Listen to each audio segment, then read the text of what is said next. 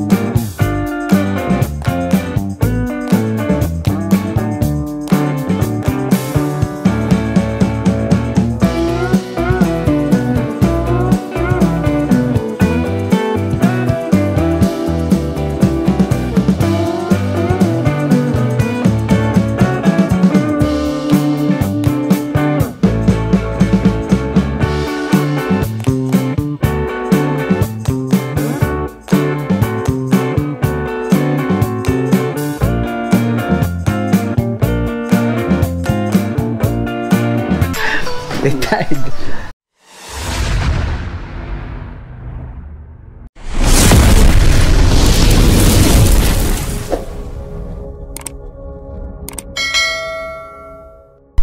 Yo, magandang hapon sa inyo lahat mga kabosing. Welcome po ulit sa akin munting YouTube channel.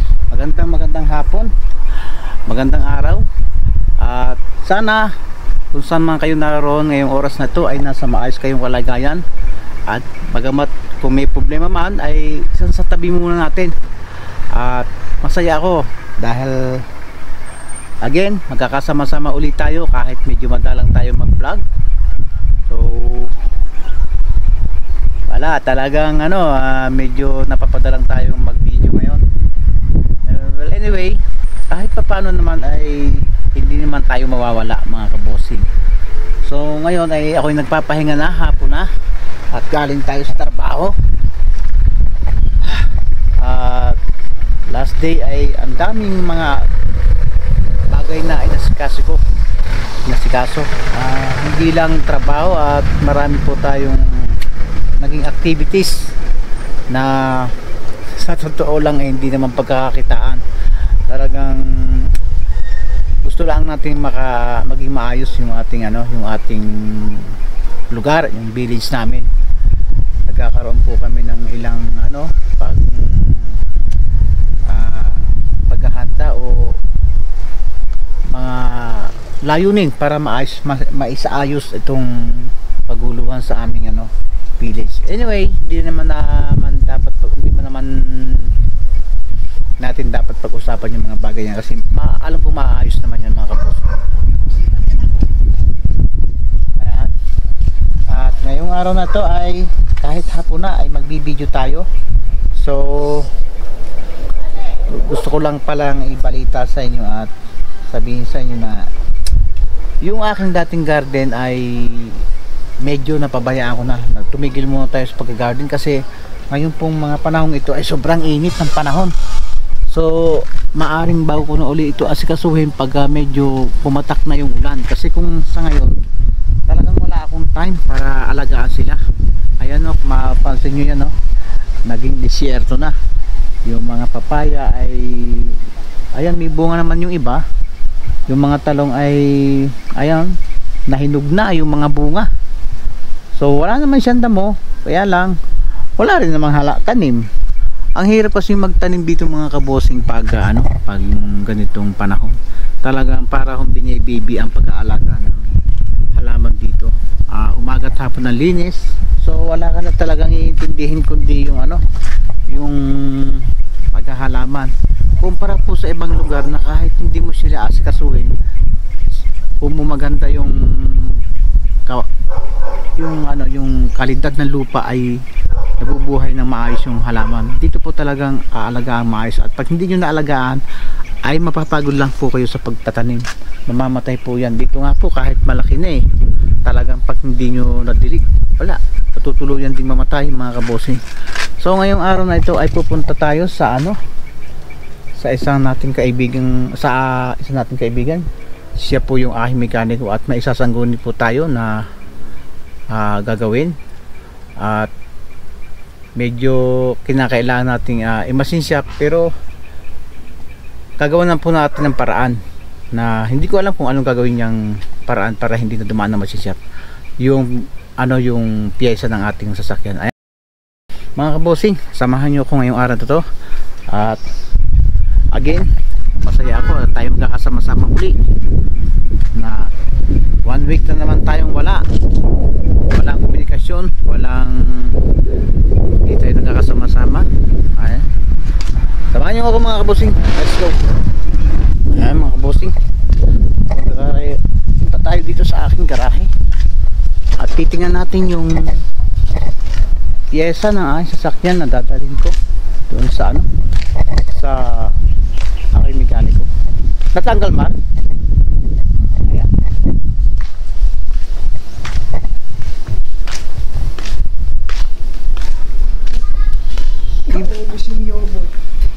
Boss, okay na. Nasaan yung ano, yung ano? Dadalhin mo daw? Kailangan ko. Ayan mga kabosing, ito ay I-beam ng aking jeep. So nagkaroon kasi ng tama ang ano, ang butas nito, itong lalagyan ng kingpin. Pagkagawa natin ng paraan kasi kung imamasin shop natin medyo malaking presyo. Alin? Hindi na daw. Yung bago lang. Oo. Iwan mo na dyan. Pakisabi naman kina Ron, punta dito kakarga namin. Dalhin dito yung L3. Tsaka yung cellphone ko Mar, ha. Tsaka yung susi nito. Nitong garahe. Daan ka doon sa bahay. Kakarga namin to. Cellphone at saka susi. Yung susi, yung binigay sa akin niya, ano? Ni Aya? Iba. Isauli mo na. Isauli mo sa kanya. Kukuhanin ko na lang yung susi din eh. Padala mo kay Ron ang L3 at saka yung susi, saka cellphone ko. Dadaling ko ngayon to. Ayan mga kabosing, bali ito yung dadaling ko. Ito po yung kingpin, yung pinaka I-beam ng jeep. So siguro para doon sa mga operator ng jeep o kaya yung mga marunong sa may sasakyan o mga truck, siguro magigets na nila yan kung anong klaseng ano yan, parts ng sasakyan yan. I-beam po siya po yung ano, parang nag-handle ng molye sa harapan. Yan, dadalhin natin sa kanya para iniisip ko kasi kung papalitan ko ng buo. So medyo mahal-mahal din. Kaya try nating remedyohan mga kabosing. Ayan yung ano, yung last na unit ko na gagawin. Medyo pagpapahinga muna tayo. Ito, isang L3 na Exceed. So yung gagawin ko dito sa mga jeep na to ay ipapaayos ko lahat. So talagang nagpahinga ako mga kabosing. At medyo nagkakaroon tayo ng umaatake na naman depression natin, kaya ayaw ko nang may stress. So nag-decide ako na magpahinga sa pagtanggap ng mga driver, lalo na kung matanggap ng driver ay mga pasaway. Doon ako umaatake yung depression ko. So kinakailangan nating maremedyohan at pag lumala yung depression natin mga kabosing. At kinakailangan natin mag-relax at huwag tayo mag-entertain ng mga matitinding problema para hindi tayo ma-depress talaga. Ayan, makikita nyo mga kabosing, ito yung mga halaman ko na itinanim. So ang nag-alaga niyan ay hindi na ako, yung driver ko na lang na stay-in dito. Yan na yung mga talong, oh. Ayan, talong. At may sitaw na naman tayong panibago. Nabunga na naman, oh. Bubunga na naman siya mga kabosing. Bali ang aking nakatenggang sasakyan ito. At meron pang, ayan, may tenga. Meron pang 4 doon na nakaparada doon. 4 nga ba? 4. Tumigil muna ako ng pagtanggap mga kabosing ng mga driver, lalo kung hindi ko kilala. Kasi ang hirap. Yung bang tatanggapin mo ng maayos tapos hindi man magiging okay. So dun ako nadidepress. Yung mga pasaway na driver, kaya talagang nilimitahan ko yung pagtanggap mga kabosing. Yan. Pero talagang parts po yan ng buhay ng isang operator.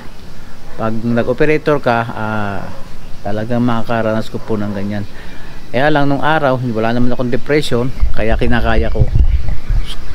So ngayon talagang ingat po ako, hindi ako tumatanggap ng mga ganyang problema. At kung makaka-encounter man ako ay umpisa pa lang iniiwasan ko ng mga kabosing. At may nalimutan pala ako mga kabosing sa kabila sa bahay. Kinakailangan nating umuwi muna, malapit na mag sunset. Uwi muna tayo saglit.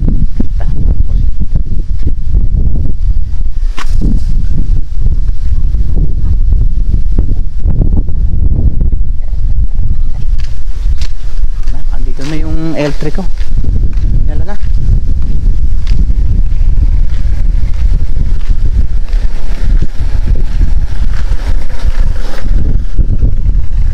Tabi mo muna doon. Tabi mo muna. Tapos hindi ko na. Tayo mo ko dyan. May kakarga tayo mga kabosing.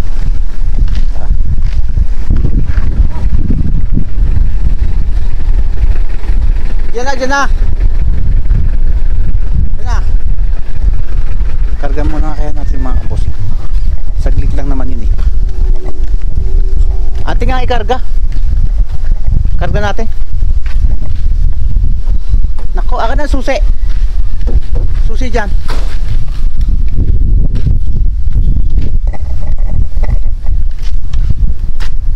Sama. Ang dumi ng garahe niya. Ang dumi. Huwag mo pilikit na ka. Karga natin yung dyan. Oh.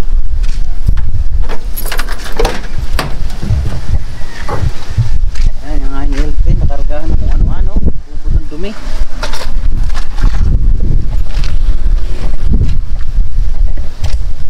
Karga natin. May mga basahan ba dyan?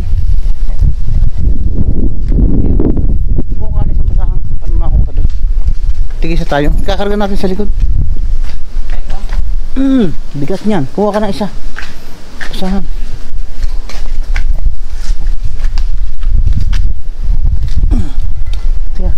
Mabigat to mga kabosing. Yan.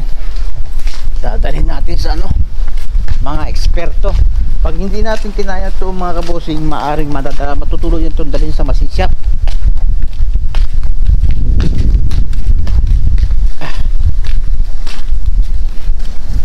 Pasok mo. Pasok. Yun doon sa ilalim, sa ilalim. Sa ilalim. Okay. Ayan, cellphone mo. Naiwan ako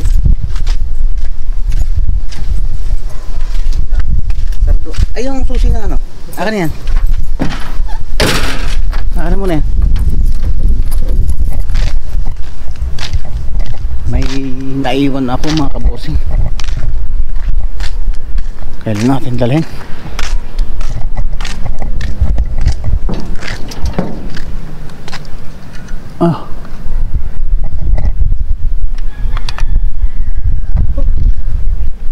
Tingnan mga kabosing. Patay lahat ng damo. Patay din ang halaman. At yung papaya ay yung iba lang ang bumunga. At yung apple mango ay namumulaklak. Ewan ko lang kung last year ay namulaklak na yan pero hindi man namumunga. Ba't kaya gano'n?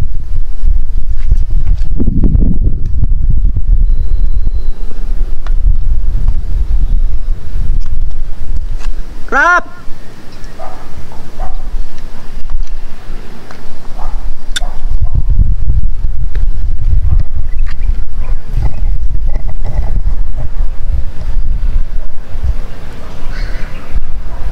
ginagawa mo? Susulat to. Tapos nag-edit.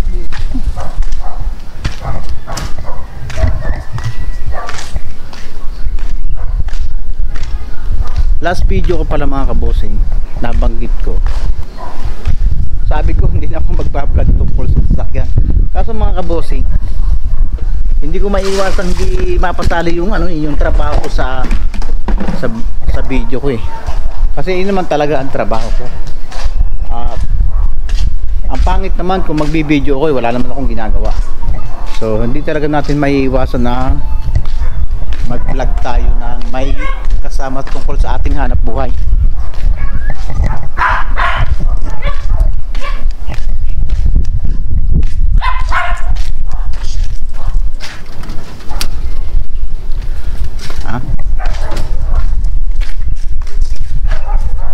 Ang ibong yan laging nandito, laging may ibon dito mga kabosing. Ba't kaya? Ano kayang meron dito? Laging may ibon dito may ibon siyang laging, hindi ko alam kung ano bang pinupuntahan dito.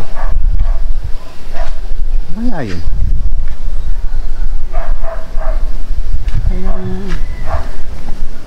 May dalawang ibon dito mga kabosing na lagi ko na lang na nandito siya lagi. Wala naman patuka dito.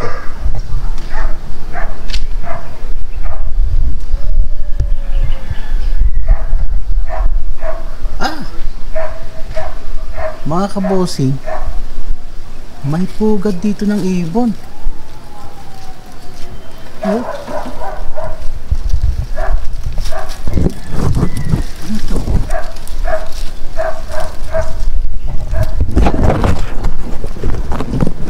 May itlog. Tatlo. May tatlong itlog oh. Pugad ng ibon. Ano kaya ang ibon nyo? Nakikita ko mga kabosing dito, maliit lang siya ibon eh. Pero ang laki ng itlog. Oh. Oh. Ano yan? Ilan na itlog? Ilan? Huwag mong gagalawin. May tatlo. Tatlo yung itlog mga kabosing. Matindi yung ibon na yun ha. Ang laki-laki ng gubat eh. Dito pa talaga siya nagpugad. Ang gusto niya nakabakod pa. May kalokohan ibon. Ang gusto niyang bahay ay talagang nasa loob ng bakuran. Ayaw niya sa gubat. Imagine yung gilid ko yan, puro gubat yan Pero mas gusto niya maggawa ng kanyang bahay sa loob ng bakuran. Kaya pala lagi pumupunta dito. Imagine nyo, ang gubat na yan mga kabosing lahat gubat yung paikot ko. Pero hindi siya dyan nagpugad mga kabosing. Doon siya nagpugad. Ang gusto niya may bakod. Wag natin galawin mga kabosing. Kawawa naman. Hayaan natin. Diyan na yan mga kabosing magsisisiw. At naaalala ko mga kabosing nung ako'y bata pa. Noon kasi nasa bukid kami, nasa bundok kami. Yung ewan ko kung napapanood nyo yung mga una kong vlog. Wala talaga kaming kapitbahay. Ang kapitbahay pala naman iisa pero malayo sa amin. Para kaming nasa isang parang isang hindi naman masabing isla, kaya lang malayo sa kapitbahay. Malayo sa kabihasnan. Ang aliwan ko talaga ay maghanap ng pugad ng ibon. Then pag nakakita ko ng pugad ng ibon mga kabosing, ano yan? Siyempre batang isip bata pang mga pag-iisip. Pinaglalaban ko, pinagtutok kung alin na matibay. Kaya ang nangyayari tuloy, yung mga pugad nila, yung mga itlog nila hindi nagiging sisiw kasi nababasag na. Pero once na paglaban ko siya, ibinabalik ko naman sa pugad. Kasi yun naman pong itlog ng ibon hindi namin na-try na lutuin o iprito. Basta hindi namin niluluto yan Ayan, akalain mo dito pa nagpugad yung iba. Yan mga boss. Malapit na naman siya, oh. Ayan, ano. Anong ibon? Ayun yung ano, oh. Ayun yung ibon, oh. Gusto naman pumunta dito.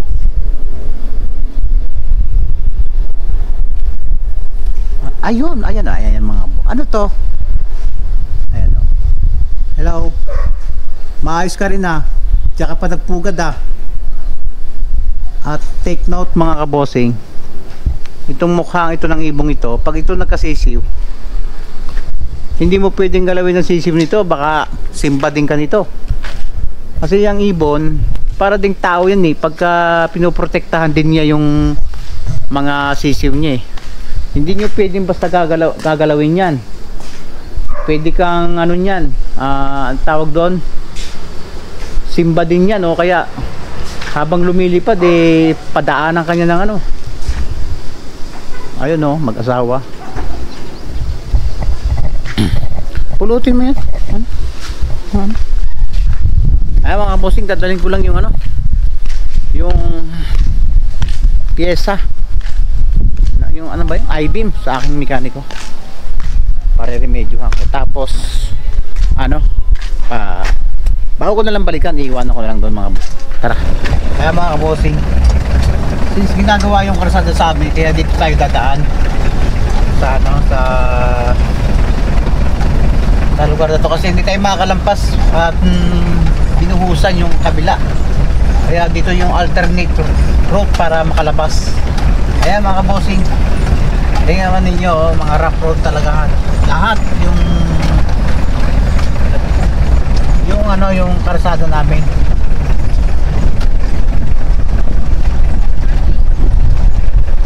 Yan yung kalsada namin. Ayan, oh, rough road lahat yan mga kabosing, na ang gusto po sana natin ay masamento to, kung kakayanin kaya. Maganda naman sana itong village nito, kaya lang puro rough road eh. Sana magawa ng paraan. Unti-unti ba, hindi naman mabibigla. At kasi alam ko naman ang pagkuha ng budget niyan ay hindi basta-basta mabibigla.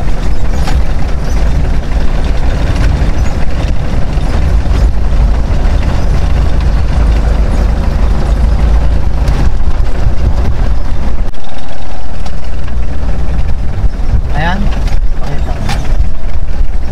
Ito, dito tayo lalabas mga kabosing. Rough road talaga.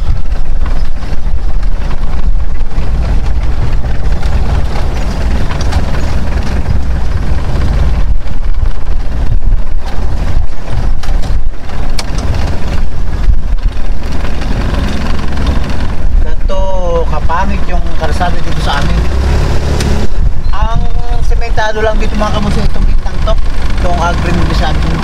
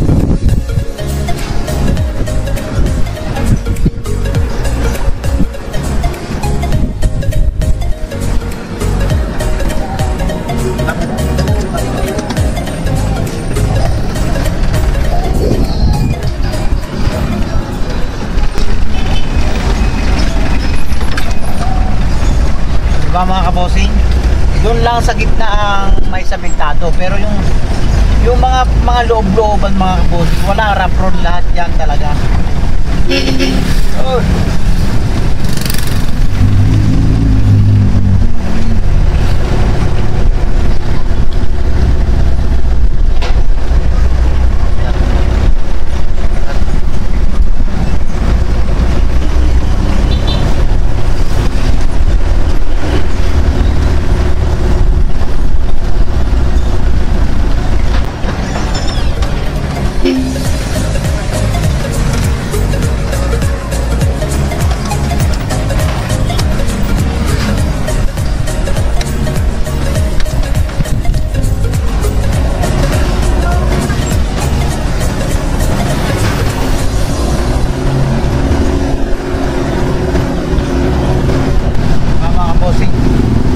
Medyo nagbibiling na. Siguro mag-ano na, anong oras na? 6:60. 6:60. Ang oras ay alas 6. 16 na mga kabossing. Madilim na. So malapit na tayo sa ano, yung sa aking mekaniko. At iiwan na natin tong I-beam na to. So babalikan ko na lang pag nangyari. Siguro bukas balikan ko uli yan para kami na ang bahala magkabit yan pag nagawa na niya yan. Dito sa mga part ng mga kabossing sa Takpa, dito sa lugar na to, ito yung nung araw, ito yung ano, pinakapangit, parang squatter na squatter, pero yung titingin yung mga kabossing napaka-develop na. Ayan, ang kaganda na, oh. Kaya yung lugar namin na pag-iwanan.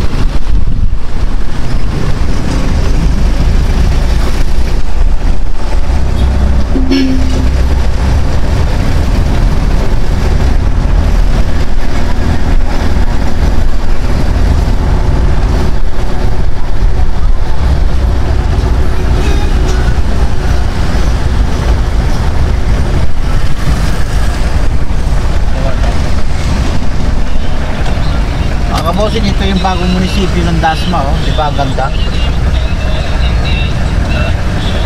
Ganda na. Ang Dasma po kasi mga kabossing ay city na. Maring malaki na rin ang income nito, kaya nakakapagpagawa po ganito mga ano, mga establishment. At ang munisipyo talaga ay maganda.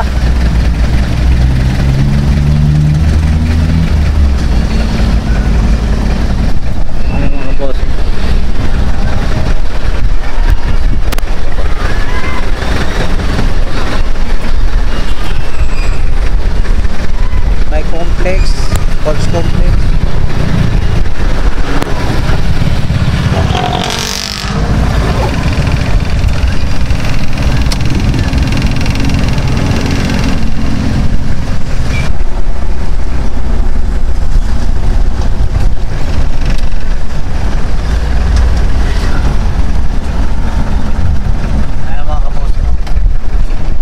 Dito na kami sa ano, sa aking mekaniko.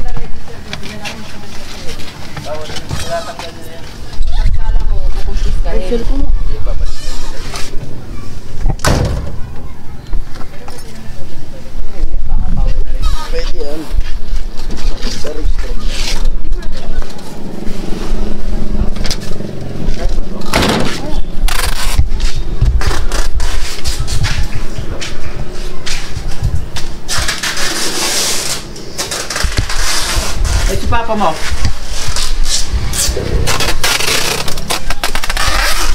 Ano?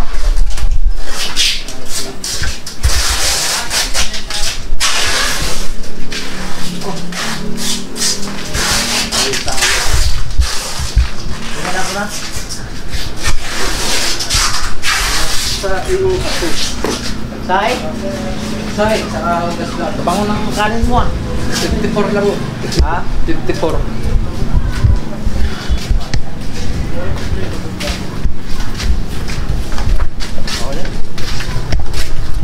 Ito. Ito na rin po ako. Sige.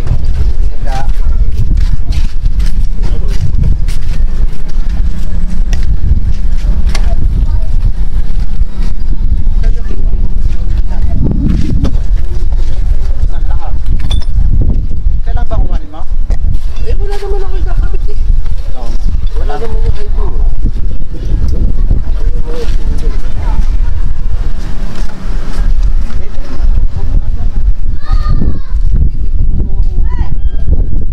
Lumaki nga.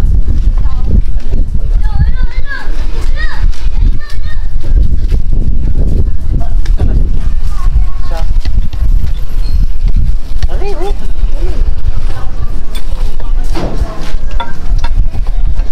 Ito. Dali na lang iwan akong lahat yan. Oo, isa lang.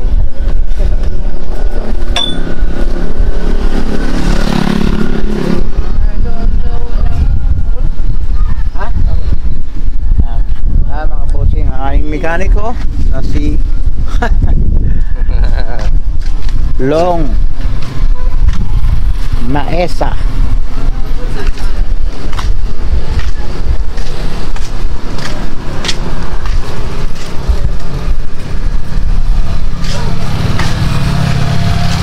Remedyohan to! Parang magaan tong mga kingping to ah.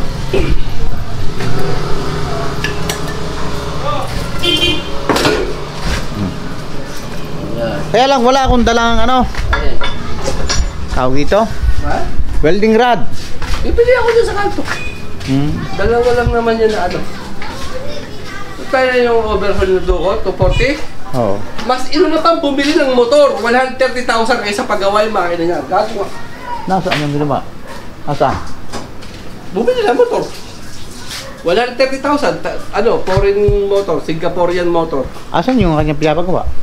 Wala nga, ino na nga yung motor na bumili. Ah, Sabi yung- sa kanilang pre, pag nakabawi na ako dito. Kailan kaya mababawi yung 100 ano sa motor? Eh wala yun, panapon na yun.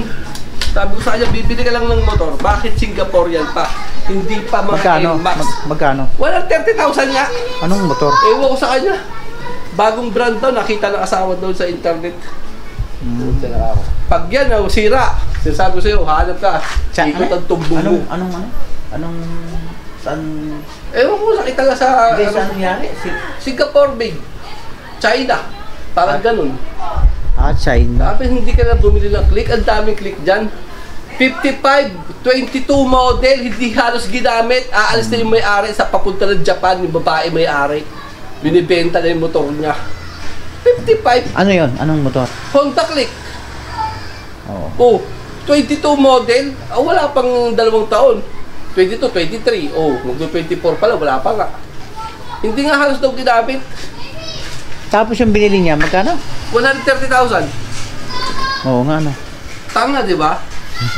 Sabi ko, bago ka, bibili ka Ayan lang. mga kabosing, si Long ang aking mekaniko, yung kaibigan kong mekaniko, na hanggang ngayon ay galit na galit doon sa... Eh, basta bubuksan ng makina, nagsususok ka na ng langis yung makina, inuna pa bumili ng 130,000 na... Nga pala mga kabosing, single, ready to mingle. Yes! 45, pataas ha! Baka may mga Baka naghahanap meron mga dyan, yung viewers. walang ano yung Walang sabi. solo parents na, Oo. solo na lang sa buhay, pwede na dito. Yung ano, yung may trabaho daw, para Yung doon siya hiwalay bubuhay. na, yung wala ng asawa. Retired. At madali na pag-usapan ng kabuhayan. Oo nga. Bata pa to mga kabosing. Ano, ubos na yung ano natin, pyesa natin na, ano, nakuha ko na yung flywheel, nakuha ko na yung, Patay. ayun, yung tira. Ano ba? Ito yung pyesa mo. Puta, parang no, matutuluyan. Alin?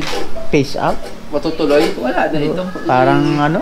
Parang... Pag may isang jeep ka na pag-trito, ikakarga na namin to. Kasi ito, gagawin ko kwarto. Magkukwarto na ako dito. Mula rito sa harap mo. Pag ano, Sige. magkukubo na ako dito eh. Kukwarto na ako. Ayoko na matulog sa taas eh. Nasisikipan na kami ng bunso. Yung mga anong to, yung mga papilyan. Alam ba 240 ko? Ito, 240. Ito yung BA1. Pagdating ng doon, pag nahakot namin yan, kasi babaklasin yan eh, mabigat. Pag doon, sasamahan ko doon, bubuuhin ko uli.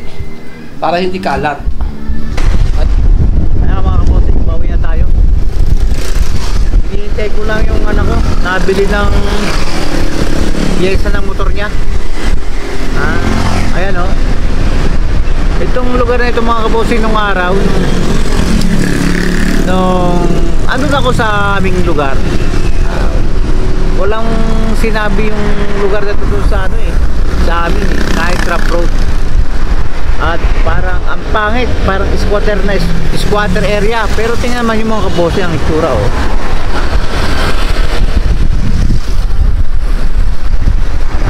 May ilaw ang kalsada, ang ganda ng kalsada. Mas naiwan talaga yung aming lugar. Talagang nakakaingit din mga kabosing. Ang mga kabosing, uwi tayo. Ano meron? Saan tayo pupunta? Yo mga kabosing, gabi na kami nakauwi at pupunta uli ako dun sa kabilang garahe. May deliver dito ng Jollibee. Pahingi nga kung deliver.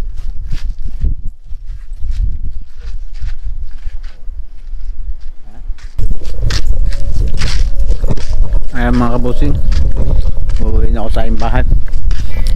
Pinalayas ako sa bahay namin kaya dito na lang ako tutulog sa kabila. Ayan mga kabosing, nandito na ako sa ano, sa bahay, sa kabila. Kagabi nandito rin ako at dito ako natulog. Kaya lang napagod ako mga kabosing sa paglilinis at hindi ako pwedeng matulog sa sobrang alikabok. Inabot ako ng alas 12 ng gabi. Ayan, t-shirt na yung pinagpunas ko. Sobrang alikabok. Ang tagal na kasi itong hindi ko nalilinis eh. Ha? At ngayong gabi ay baka dito ulit tayo matulog. Parang mas masarap ang tulog dito kaysa sa kabila eh. Walang TV. Kasi mga kabosing, kaya ako ginagabi ng ano, ng tulog. May gawa ng TV. Pagbukas kasi ang TV, hindi ako hindi ako makatulog kaya kaya tagal kong makakatulog talaga. Hindi katulad dito, walang TV dito, so pag gumagamit ako ng cellphone, maya makaramdam, hindi ko na alam, naramdaman ay nakatulog na pala. Bukas tayo ng electric fan. Ang init.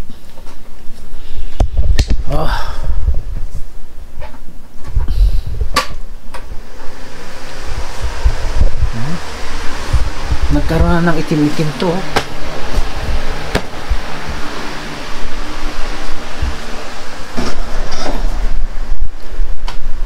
Natin to.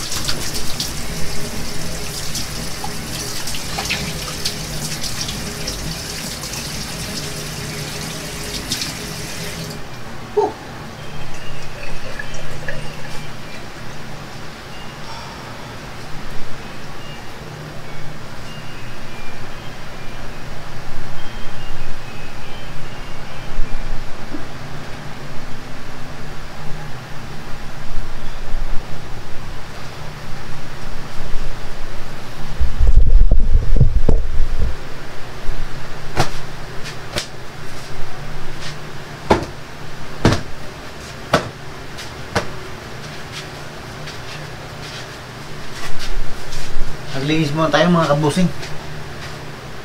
Maalikabok uli. Kasi itong mga kabusing, itong gilid kong ito ay puro naka-steel matting lang. So pag mahangin, yung alikabok sa labas, pumapasok dito.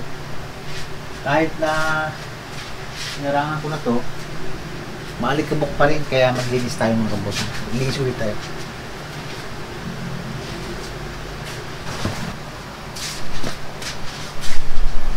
Ito mga kabosing ay kagabi binala kong mag-video dito. So pagdating ko dito ay halos wala na akong matayuan sa sobrang dumi ang alikabok. Tapos ito talagang upuan ito ay sobrang namumuti na halos hindi mo na makita yung design. Ang nagmistulang lupa na, kaya nag-decide ako na maglinis. Hindi ko na pinakita yung kadumihan ng bahay kasi naiirita ako, kaya hindi na ako nakapag-video.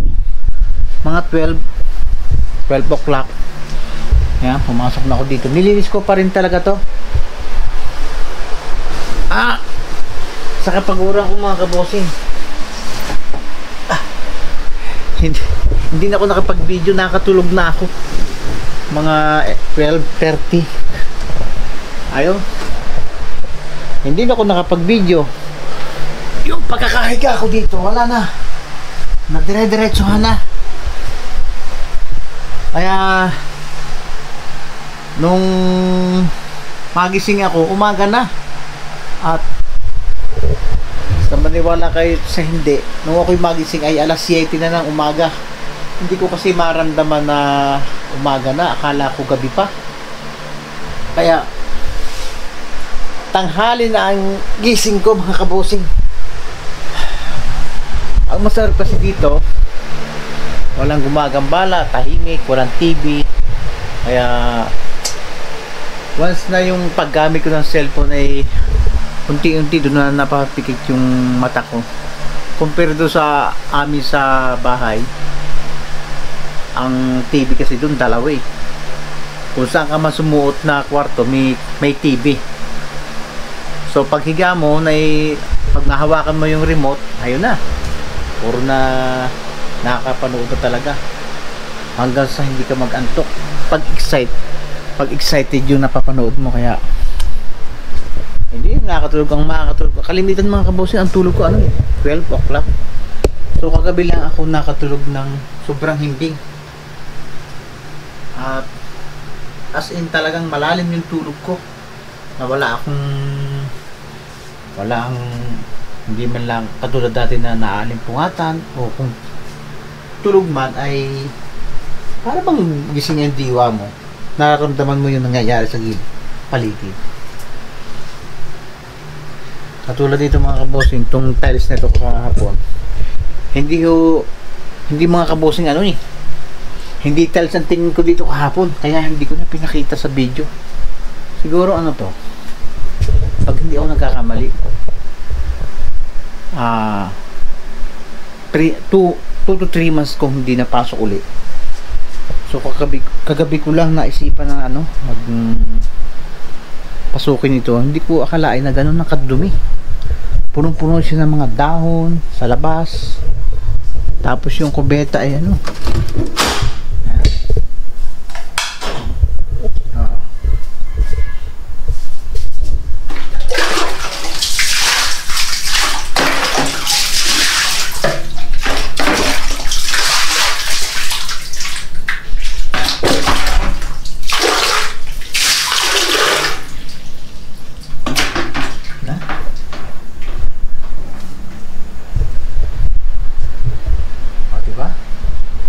masarap kasi yung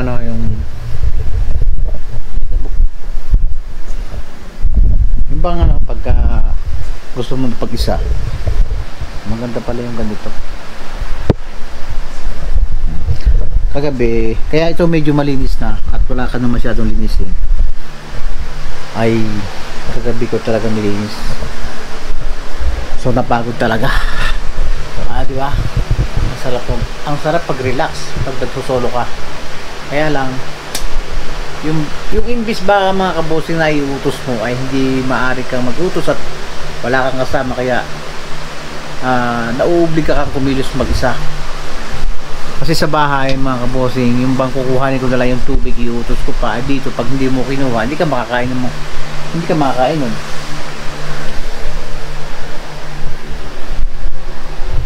At itong rep namin dito ay walang laman. Kagabi ko rin lang yan binuksan mga kabosing. Ayan, malalamig na oh. Hindi ko sinasaksak to kasi magkakabilaan ng malaki, wala naman laman eh. Pero yung rep na yan mga kabosing ay mga 12 years na. Antibay. Hindi siya nasisira. At ang lakas pa niya mag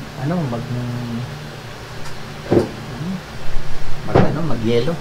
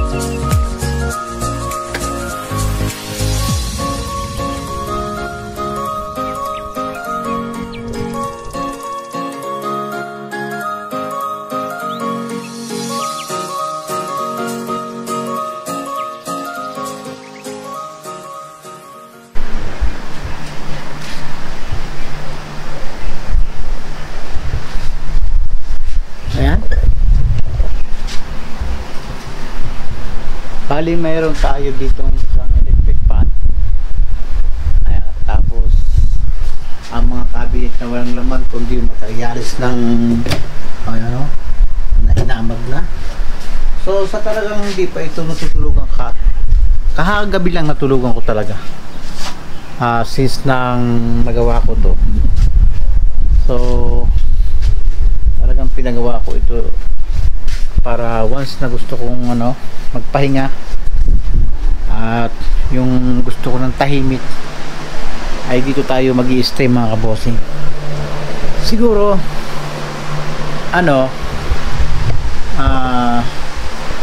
since natulugan ko kagabi at nakatulog naman tayo ng ayos, siguro mapapadalas yung ating pagbablog dito sa bahay na to once na tayo ay nagpapahinga. Whew.